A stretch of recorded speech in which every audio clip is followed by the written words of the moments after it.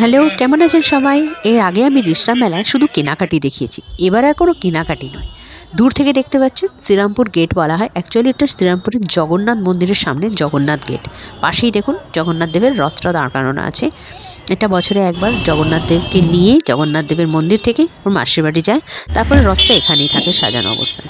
এই হচ্ছে গেট। এটা শ্রীরামপুরের গর্ব। এই গেটের পাশেই ছিল খাদ্য মেলা। এই খাদ্য মেলায় আমরা গেছিলাম এবং প্রচণ্ড খাওয়া দাওয়া। ওহো, বাঙালি আর পেট পুজো হবে না। নাম ছিল চলো যাই, চলো খাই, চলো খাই। এই গেট আর এই হচ্ছে একদম পাশেই এর এন্ট্রি। ঢুকে গিয়ে শুধু খাওয়া খাওয়া আর খাওয়া। গেছিলাম, আমার দেওর গেছিলো, দেওরের মানে জায়রা গেছিলো, আমার ছেলে, আমরা ফ্যামিলি সব একসঙ্গে, মানে বেশ মজা করেছি। এই যে দেখছেন দূর থেকে দেখুন, এই যে জগন্নাথ মন্দির। এই জগন্নাথ মন্দিরের পাশেই মন্দিরের যে স্নানপিড়ি ঘাট, সেটাতেই স্নানপিড়ির যে প্রাঙ্গণ বলে আর কি, মাঠ, সেখানেই এটা হয়েছিল। প্রথমেই এই টার্কিশ আইসক্রিম, এটা হেভি লেগেছে আমার জিনিসটা। তারপরে তো কাবাব, শুধু চিকেন, ভেটকি মাছ, এমনকি অক্টোপাস। নতুনত্ব লিখেছে মাটন আর চিকেনের চাপলি কাবাব। এটা বেশ ভালো।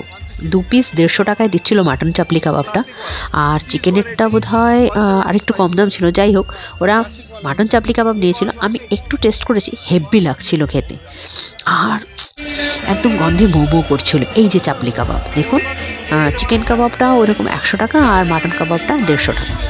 বেশ অন্যরকম খেতে, মানে বেশ ভালো লেগেছে আর কি। তো এটা একটু নতুনত্ব খেয়েছি। তবে আমরা অক্টোপাস খেতে গেছিলাম। অক্টোপাসটা খুব একটা মানে আমরা খেতে পারিনি, যেহেতু প্রচুর লাইন ছিল, অনেকটা দেরি হয়ে যাচ্ছিলো, সেজন্য আমরা আর ওটাকে খেতে পারিনি। তবে সবই একটু একটু করে খেয়েছি। এটা ফিশ কবিরাজি ছিল, ওরা এগ কবিরাজিও ছিল, কিন্তু চিকেন কবিরাজিও ছিল, কিন্তু কোনোটাই আমি খাইনি। প্রচণ্ড তেল লাগলো। ওরা ফ্রাই করে দেবে বললো, আমার আর ভালো লাগলো না, ওই জন্য আমরা আর খাইনি। অ্যাকচুয়ালি বলতে গেলে আমি সব কিছুই একটু একটুই খেয়েছি, কারণ প্রত্যেকটা জিনিসে একটু ঝাল না দিলে টেস্ট হয় না। আর ঝালটা যেহেতু আমি একটু অ্যাভয়েড করি, তাই জন্য ঝালটা একটু কমই খেয়েছি। হ্যাঁ, মিষ্টি খেয়েছি। মিষ্টির মধ্যে কী খেয়েছি পরে দেখাচ্ছি। এখানে মিষ্টির দোকানও প্রচুর ছিল। আরে বেঙ্গলে হবে আর মিষ্টির দোকান হবে না, এ তো হতেই পারে না।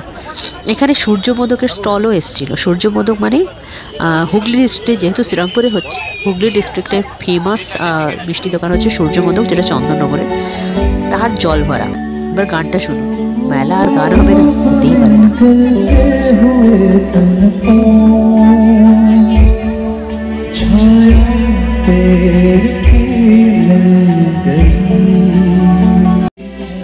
সবাইকে দেখুন, আমরাও সবার মতন খাবার হাতে নিয়ে মনোমুগ্ধ হয়ে একদম শুনছিলাম গানগুলো। হেভি এন্টারটেনমেন্ট, দারুণ গাইছিল। আপনারা শুনলেই বুঝতে পারছেন, এরকম একটা এনভায়রনমেন্ট, এরকম একটা অ্যাম্বিয়েন্স থাকলে খেতেও ভালো লাগে, যেতেও ভালো লাগে, আর সময় কাটাতে তো আরও ভালো লাগে। সেজন্য বলছি না, এখানে আসার পর থেকে একটু ফেস্টিভ্যাল মোডেই রয়েছি আমরা। তো মেলাটা বেশ ভালো লেগেছে। এটা আমার প্রথম বছর। আমি আসার সাথে সাথেই শুরু হলো ফুড ফেস্টিভ্যাল।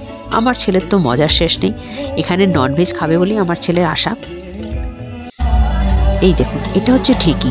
ছোটোবেলায় আমি নিজে রিয়াল ঢেঁকিতে ধান ভেনেছি। ধান ভানা মানে ধানটাকে দিয়ে সেটার মধ্যে এরকমভাবে করে, এটা খুব হালকা কাঠের, ওটার যা কাঠের বড় ছিল না, ওটা দিয়ে পা দিয়ে এরকম করা খুব মুশকিলের ব্যাপার ছিল। আপনারা কেউ করেছেন নাকি? ধান ভেনেছেন, ঢেঁকি চালিয়েছেন? দেখুন, চকলেট খেতে ইচ্ছে করছিল, কিন্তু না, খাইনি। অন্য কিছু খেয়ে এত পেট ভরে গেছিলো, এইসব জিনিস আর ট্রাই করতে পারিনি। এবারে মিষ্টির দোকান দেখতেই পাচ্ছেন। কলকাতায় মিষ্টির দোকান আর চিকেন আর মাটন আর মাছ, এছাড়া কেন কী থাকবে বলুন?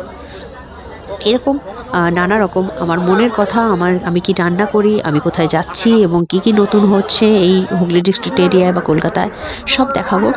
এখানে দেখুন সূর্য মোদকের তালশাঁসের খবর দেওয়া হয়েছে। তালশাঁসের উৎপত্তি কীভাবে, মানে এটার আবিষ্কার কিভাবে হলো, সেটা আমি একদিন পরে দেখাবো। তালশাঁস নিয়ে এসে আপনাদের দেখাবো যে তালশাঁসটা কী জিনিস এবং কী করে এর উৎপত্তি হয়েছিল, সেসব আমি পরে একদিন জানবো। আজকে আর বোর করবো না।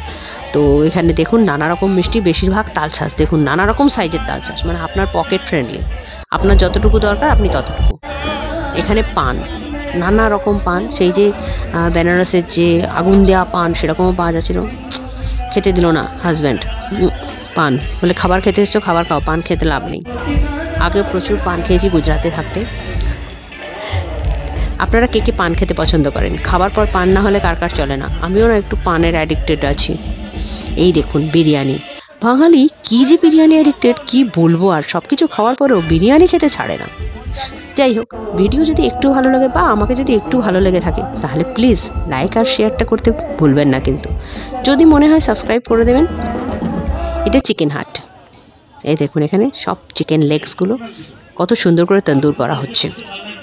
না এইগুলো খেলে না পেট ভরে যায় ভীষণ। আমরা ওই জন্য বেশিরভাগ হচ্ছে পকোড়া ট্রাই করেছি, নানা রকম পকোড়া, মাছের পকোড়া নানা রকম। দেখুন সবাই মিলে যা নিচ্ছি সবাই একটা করে, তাতে করে কী হচ্ছে আমরা অনেক বেশি আইটেম কভার করতে পেরেছি। আমার হাজব্যান্ডকে দেখুন গান শুনে নাচ চালু, এবার একটু গান শুনি।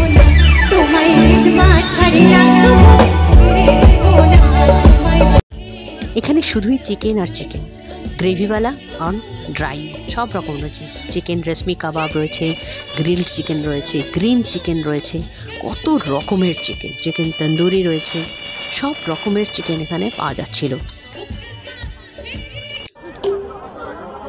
এই দেখুন এইখানে আমাদের অক্টোপাসের জন্য সবার লাইন, কিন্তু পেলাম না লাস্ট পর্যন্ত। আমরা চলে গেলাম ক্রিসমাসের আলাদা একটা জায়গায়, চলছিল।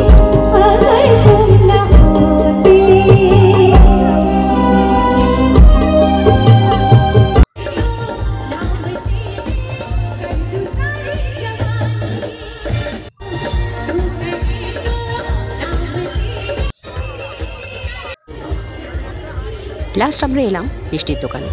মিষ্টির দোকানে অন্য মিষ্টি তো খাইনি, কালোজাম, নলেনগুড়ের রসগোল্লা, নলেনগুড়ের সন্দেশ, ঘি, চমচম, এগুলো সব কৃষ্ণনগরের।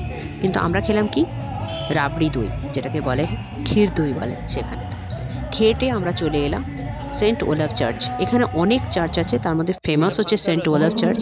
এখানে ভীষণ সুন্দর সাজিয়েছিল, দারুণ, মানে শ্রীরামপুরটাকে পুরো এত সুন্দর করেছিল না মানে ক্রিসমাসের জন্য এবং নিউ ইয়ার্সের জন্য। ভীষণ সুন্দর, একদম পার্ক স্ট্রিটের পুরো অ্যাম্বিয়েন্স পাওয়া যাচ্ছিল। হ্যাঁ, পুরো পার্ক স্ট্রিট নিশ্চয়ই নয়, আমি একদম বলবো না, আমি পার্ক স্ট্রিট গেছি তো জানি। আমি মোটামুটি পার্ক স্ট্রিটটা একটু অন্য রকমের ভাইবস থাকে, কিন্তু দেওয়ার চেষ্টা করেছিল। এটাই প্রথম বছর, যার জন্য এখানে ইমনও এসেছিলো এবং প্রসেনজিৎ চ্যাটার্জিও এসেছিলো। না, আমি যেতে পারিনি, কারণ আমার সে সময় একটা ম্যাচ চলছিল, আমাকে হসপিটাল যেতে হচ্ছিলো বারবার, যার জন্য আমি যেতে পারিনি। হ্যাঁ, অন্য সময় হলে না অবশ্যই দেখাবো সেই সব প্রোগ্রাম। ভীষণ ভালো লাগে না এই সময় প্রেয়ার। এই হচ্ছে সেন্ট ওলাভ চার্চে সেদিনকে প্রেয়ার চলছিল ওদের। আর আপনাদেরকে আগের একটা ভিডিওতে আমি মায়ের সঙ্গে গেছিলাম এখানে, সেখানে আমি দেখিয়েছিলাম রিনোভেট চলছে। আর দেখুন কত সুন্দর করে চার্চটাকে সাজানো হয়েছে। চার্চের ভেতরটা ভীষণ সুন্দর সাজানোর পরে এত ভালো লাগছিল বলার কথা নয়। আর এখানে যথারীতি প্রোগ্রাম হচ্ছে, প্রোগ্রামগুলো শুনুন একটু।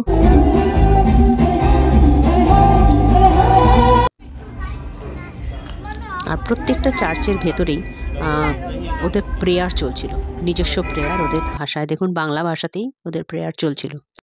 ক্রিসমাসটা বেশ ভালোই কাটিয়েছি। আপনারা কেমনভাবে কাটালেন যদি পারেন জানাবেন। আর শেষ পর্যন্ত দেখার জন্য অনেক অনেক ধন্যবাদ।